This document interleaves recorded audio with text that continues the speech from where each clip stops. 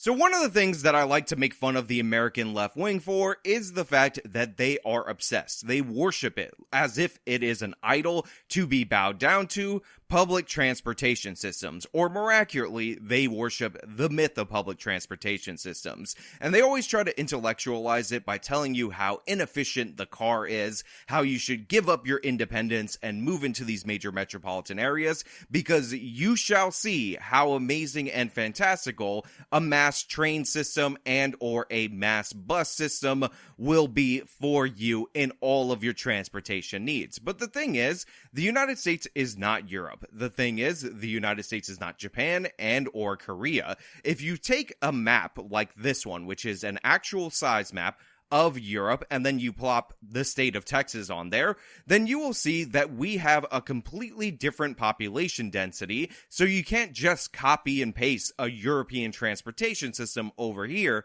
and pretend like it's totally fine. Obviously, there are geographical workarounds that are not doable by the most coveted of societal engineers, so we should just drop this topic and think about what we can do. And the thing is, the reason why the left never wants to think about what we can do is because what we actually do in this country in terms of public transportation is an absolute disaster. Our left-wing cities in this country prove each and every day that they can't run the mass transit systems we have now, let alone these grandiose ideas that involve cramming way more people into way smaller places in order to have this epic Japan-style transportation system. Because we're going to cover a story today out of San Francisco, which really shows the city's decline, because it turns out nobody's paying for their mass transportation system.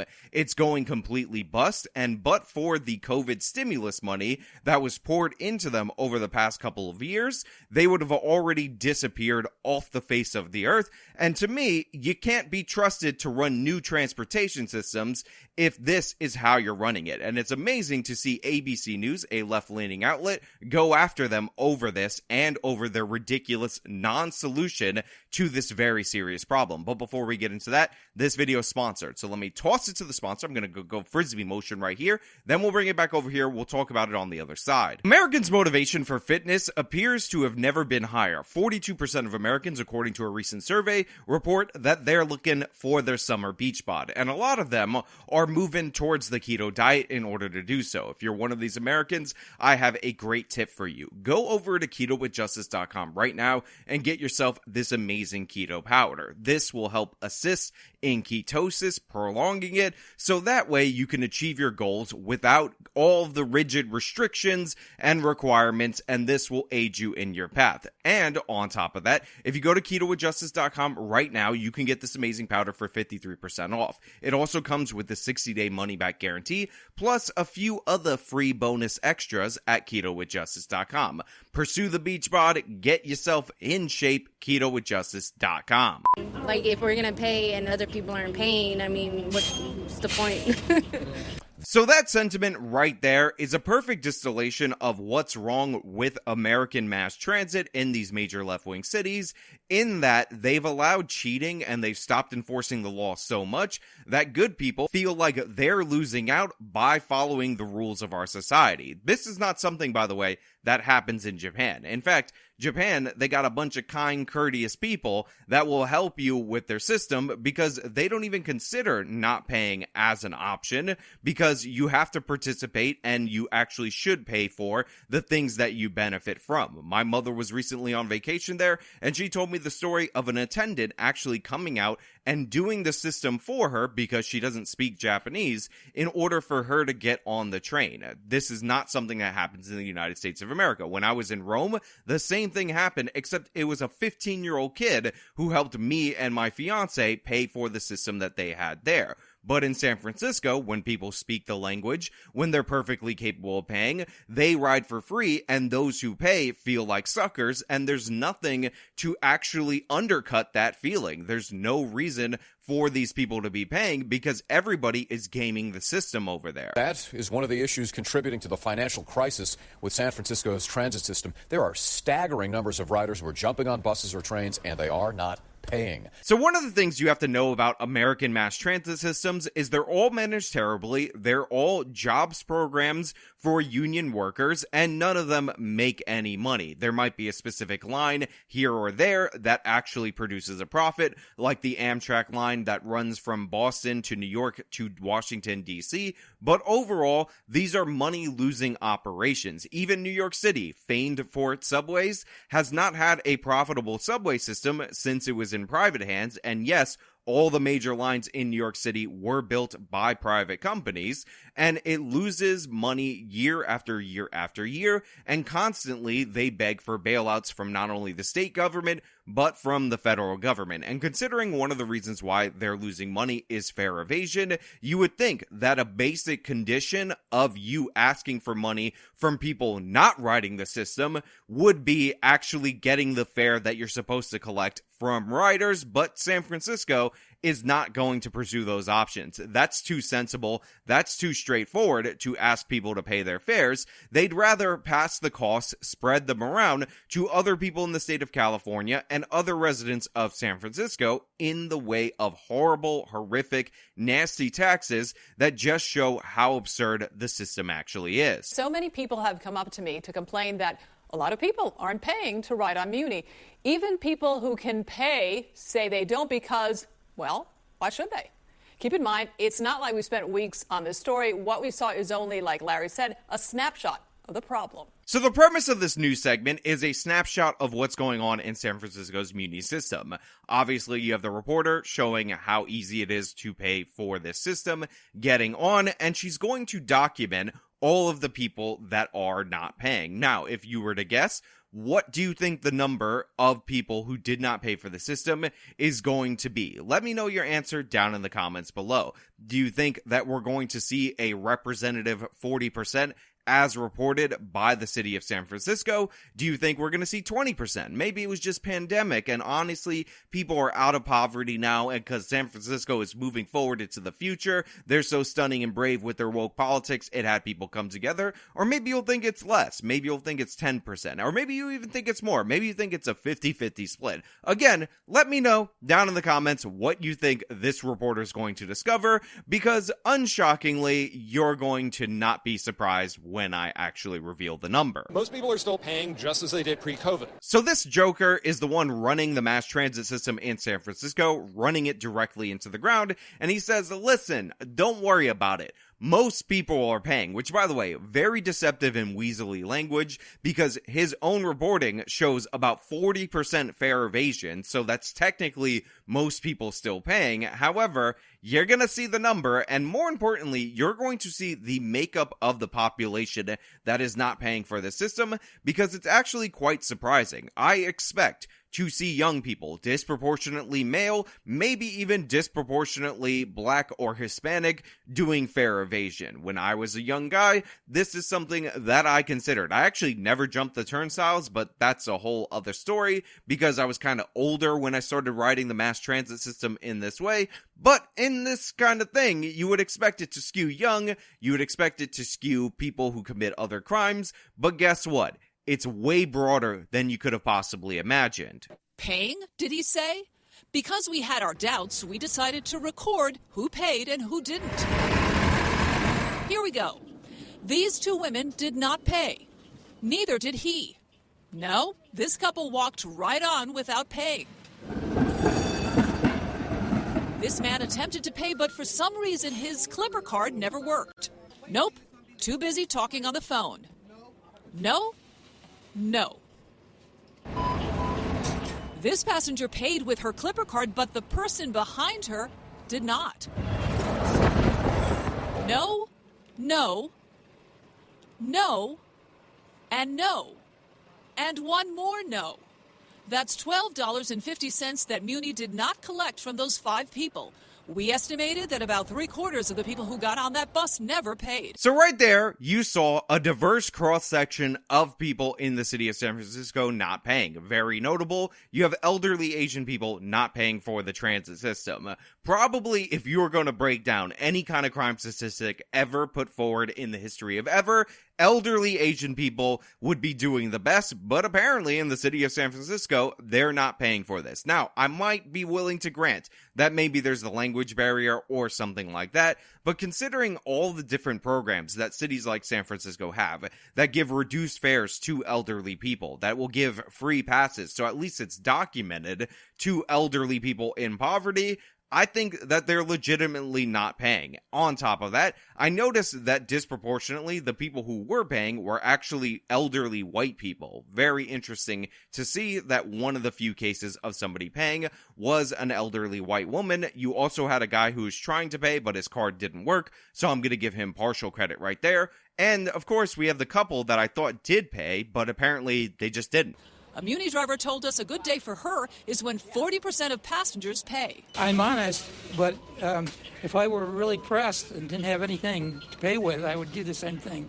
Now, just because elderly white people tend to be the ones shown to be paying, and by the way, if you were wondering what the answer to that question was I asked earlier, it was 3/4 not paying, so 75% not paying in this rate, doesn't mean that they don't have stupid answers. So you have this old guy saying, well, if I was pressed for cash, then I wouldn't pay either. It's totally understandable. This is exactly the problem that you have in the city of San Francisco. You need to stop empathizing, stop sympathizing with the people who refuse to pay, who refuse to follow the rules. Go look at the rates right then and there. It is $3 for a ride, $5 for a day pass. It's free, by the way, if you're under the age of 19. So one of the reasons why this doesn't skew younger is because younger people ride for free. By the way, good way to make up some revenue is to charge them even a third fare or half fare like the seniors pay. And we talked about in the multiple different ways that if you're actually in poverty, you can get reduced fare. So there's no excuse for not paying.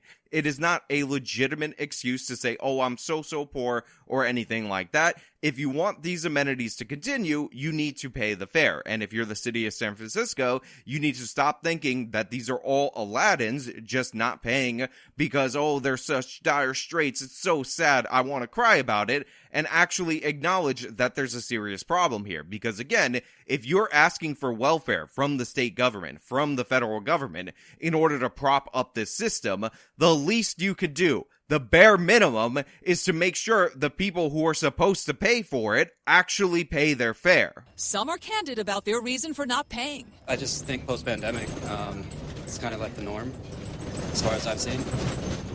Especially when it just goes up and down market. I don't know.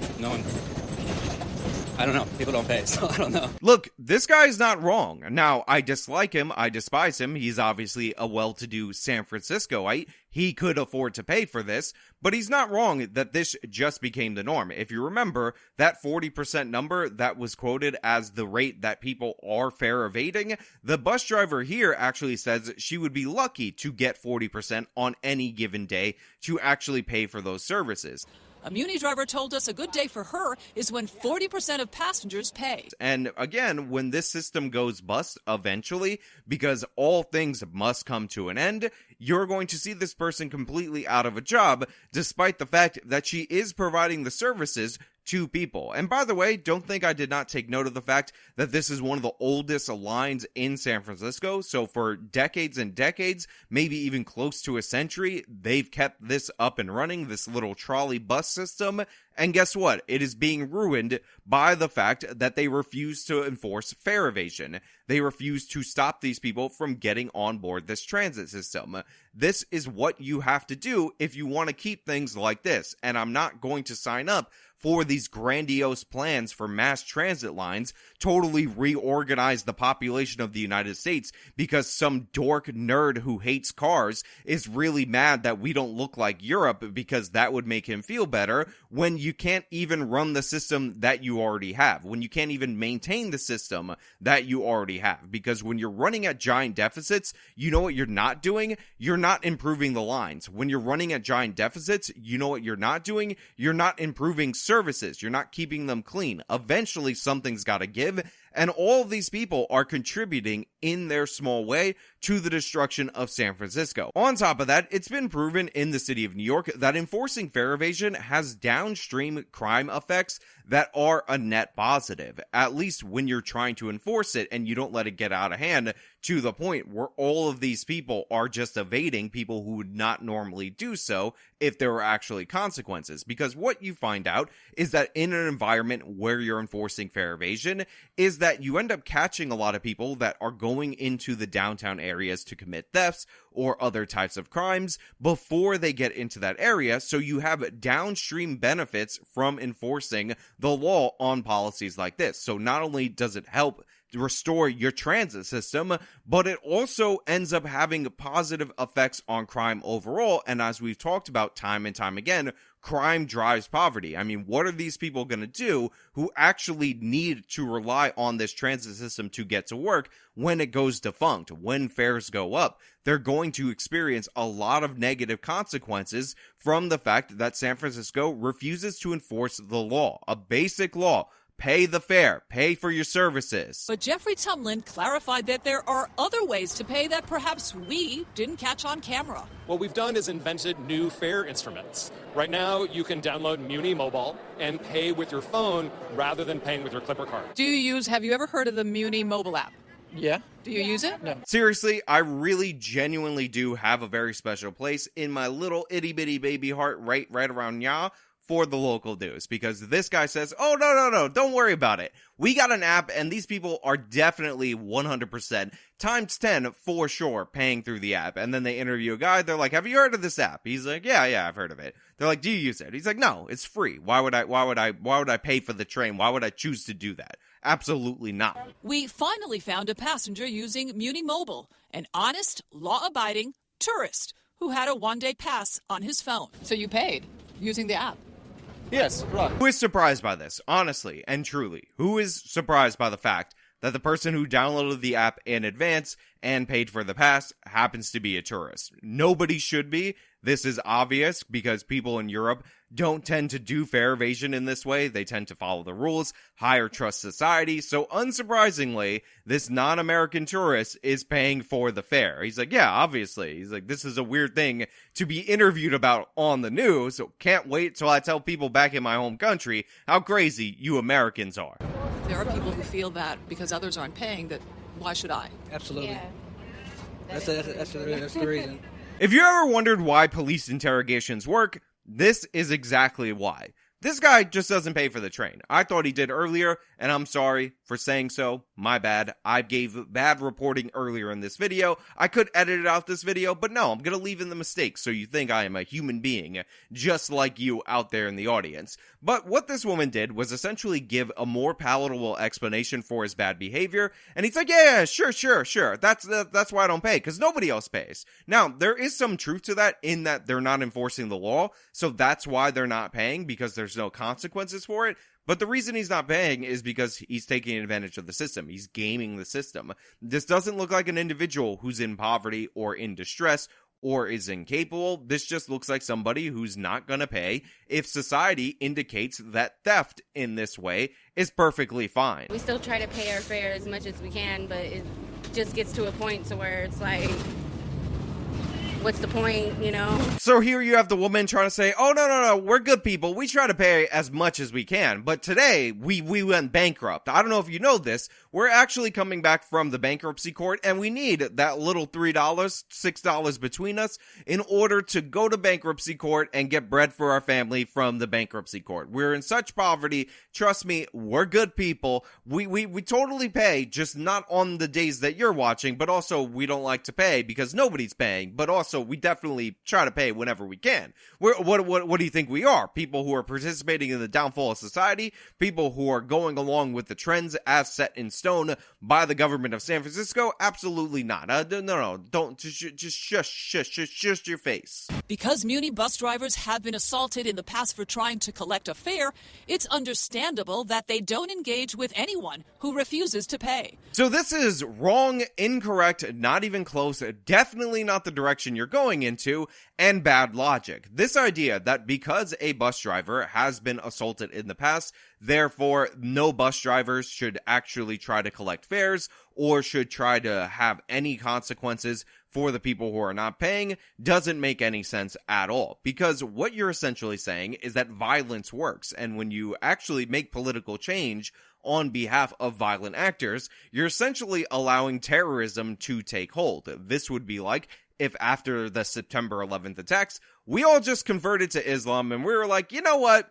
They got a point.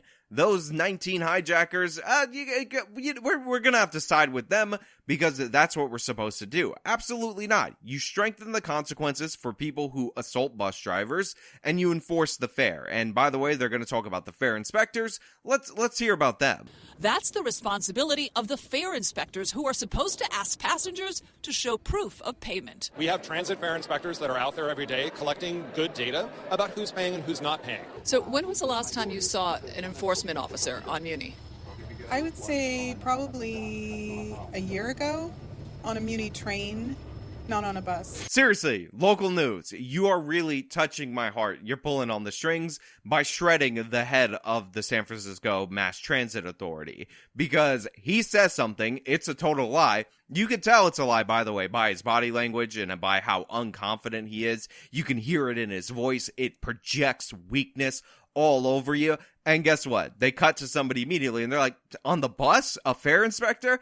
Get the hell out of here. They're not out here every day. The last one I saw was on a train, and that was a year ago, which is kind of insanely absurd and ridiculous. You need to enforce the fares. If you say the bus drivers aren't allowed to engage and you have fare inspectors, they have to actually be there and they have to actually, exist. Here's the problem with not paying.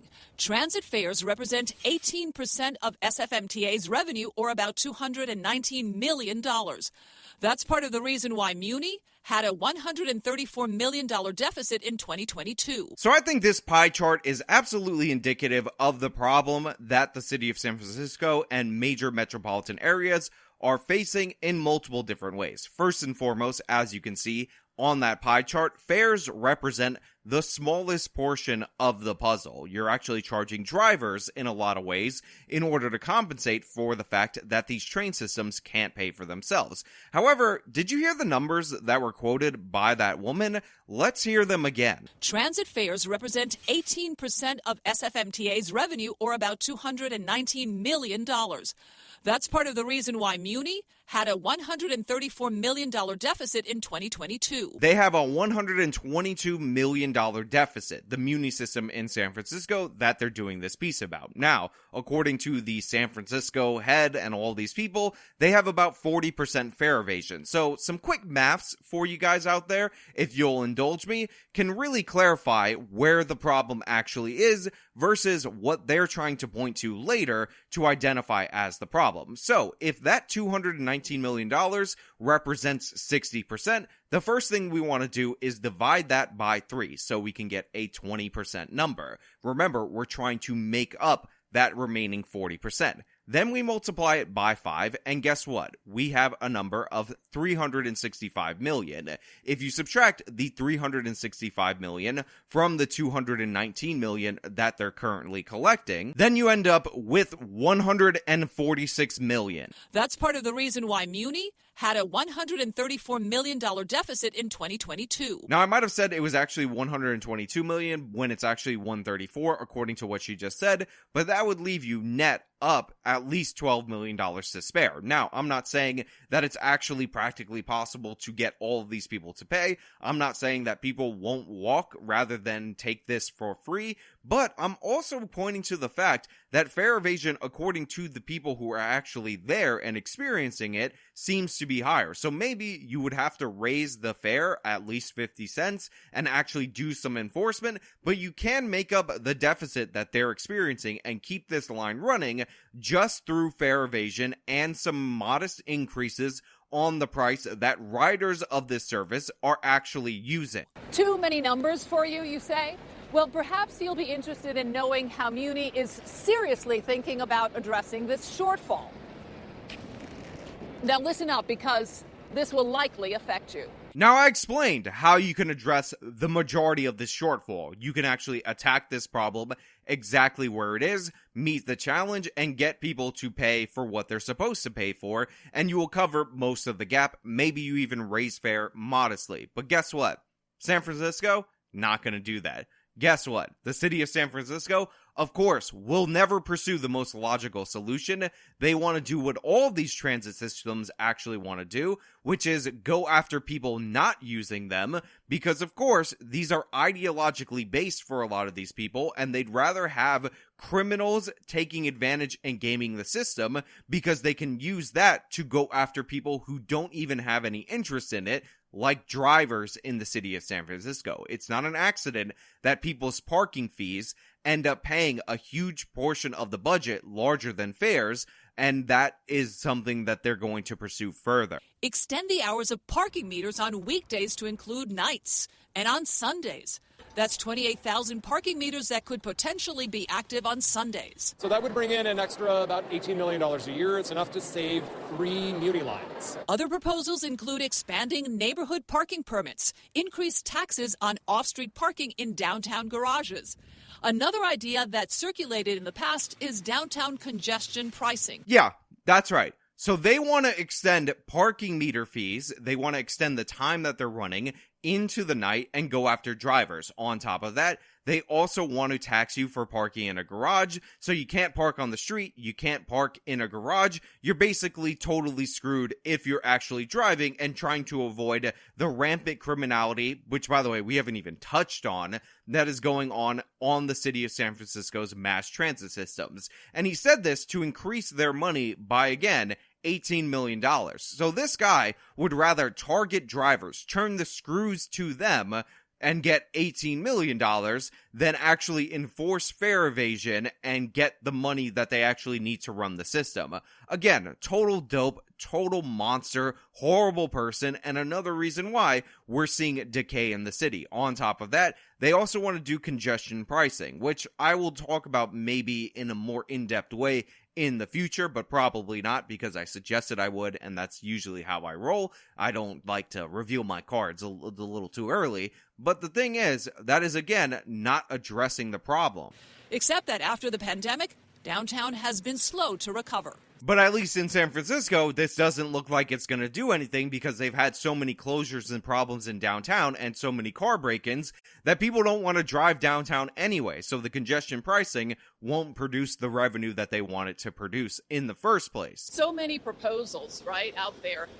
Why not do something simple like enforce fares? Well, we should enforce fares, but fare evasion is a small piece of the problem. And even if we had 100% fare compliance, that would not solve this problem. So we need the state to help out. Again, it is absolutely fascinating to me how politicians answer the simplest, most obvious questions. So you have this reporter saying, hey, instead of this complicated bailout strategy and taxing people for parking and getting rid of Sunday as a free day for parking, I guess they're going to do holidays next, and going after people parking in garages, why don't you just, collect the fares? And this guy says, oh, that's just a small portion. We need a state bailout. We want that state money because they want to hand it out to their goons in order to profit more off the system. But according to the numbers that they're submitting to me in this video, and again, that's the conservative numbers from the people who are lying about this system, fare evasion and 100% compliance would actually specifically get rid of the deficit by the numbers. Now, I'm a guy who likes me some charts, so if you want to see something amazing that is representative, let's take a look at how the purchase rate versus the ridership rate for the monthly pass is going over time.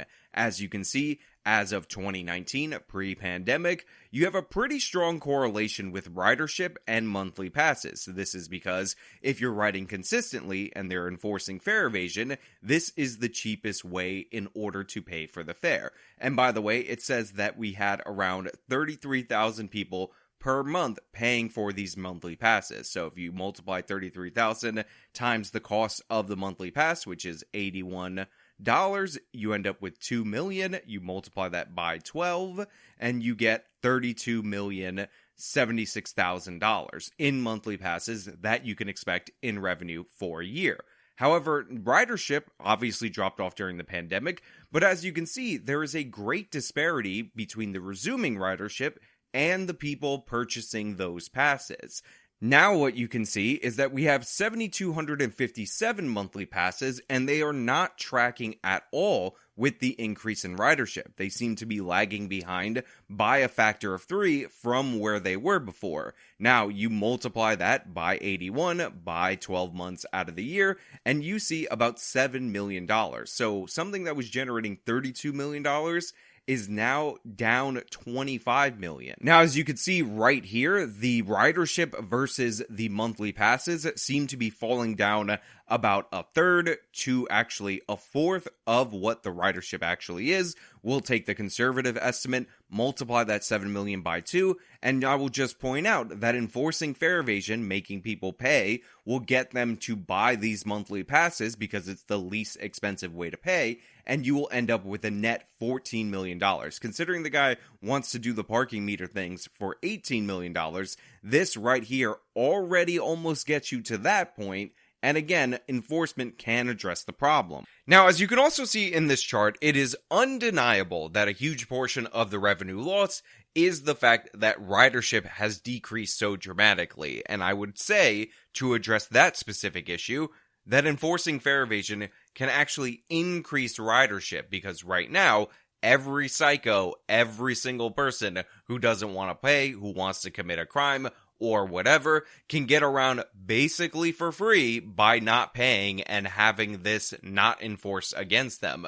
So you're actually driving a lot of good people away. And remember, some of this time, right during the pandemic, service was reduced dramatically, so people were still riding it. But when they restored service on all these other lines, people still haven't come back on because people are scared. They don't want to be on the buses with these people. Have you guys seen a bus in California? Have you seen the people who ride them? Well, you can clear some of them off by, enforcing fare evasion. The federal stimulus monies that have kept Muni afloat are expected to run out. SFMTA is hoping the state will provide some short-term relief funds. If not, the transit agency may have to scale back Muni to pandemic levels of service, when only 40% of routes were up and running. So many people are riding Muni and BART right now, and we can't have them fall apart. So I hate this attitude. If you want the system to run, get the people who are using it to pay for the system. It's totally absurd that even in their heavily subsidized model, they are not expecting people to actually do the basics to allow a society to function. So yes, to be clear, they need to pay for it. The people who are using it need to fork over the cash. It's absurd to say otherwise. So Muni says 70% of their passengers make less than $50,000 a year. We can only assume that because many are not able to afford a car, Muni is their only option. So who's going to be affected here? Seniors, students, people with disabilities, people of color. Right. The solution, they say, according to Scott Wiener, is that ridership has to go up by a lot on Muni and BART. So first of all, credit where credit is due to this Asian reporter for coughing at the most opportune time, which was when she stated the suggestion from the city alderman or councilman. I don't even know what they're called in San Francisco, nor do I care. When he said, we just need ridership to go up. That cough. The solution, they say, according to Scott Wiener, is that ridership has to go up by a lot on Muni and BART. Cleverly timed. You, girl, are a hero for doing it. Even if it was inadvertent, I think it was psychologically you trying to say that's absurd. But also, the way that they wrap up the segment made me laugh. But that's not fixing the problem at all. Yeah. It just means, okay, so we have more people on the system, so the percentage of people that are paying will go up, but we're still not really addressing the people who are not paying. We're always going to have a deficit if things don't change. And we'll just make people that park their car on the street pay for everybody who comes. Until they don't want to come because they don't want to pay at night. I think I love this portion of the segment more than anything because they just articulated how left-wing policies end up driving you into poverty, how criminality, letting it run rampant, end up pushing people and destroying a major metropolitan area when left unchecked. And they did it in the most natural way humanly possible, while realizing that what they're being told by their politicians makes no sense at all. It's absolutely insane. He's like, wait a minute. You want to make it so expensive for people in the cars that they want to ride the transit system, but then if they don't pay for the transit system, that doesn't solve the problem. Shouldn't you address fare evasion? Like, they're figuring it out. It's like watching somebody who sucks at math, like, their whole life, like a 5-year-old, like, solve their first subtraction equation right here. And it's a beautiful thing to watch. I mean, this is where I was, and this is where the country was, 20, 30 years ago. But it's good to know that these 3 anchor actors can put their brains together to realize that not enforcing fares actually has negative consequences, and a city council that refuses to do so is only going to make matters worse. It's beautiful to see. I am so proud of it. It's just amazing. It just put this in a museum for economic intellectuals going forward, that even some dumb idiots in the city of San Francisco that probably vote progressive at 99% of the time, if not 100% of the time, can figure this out.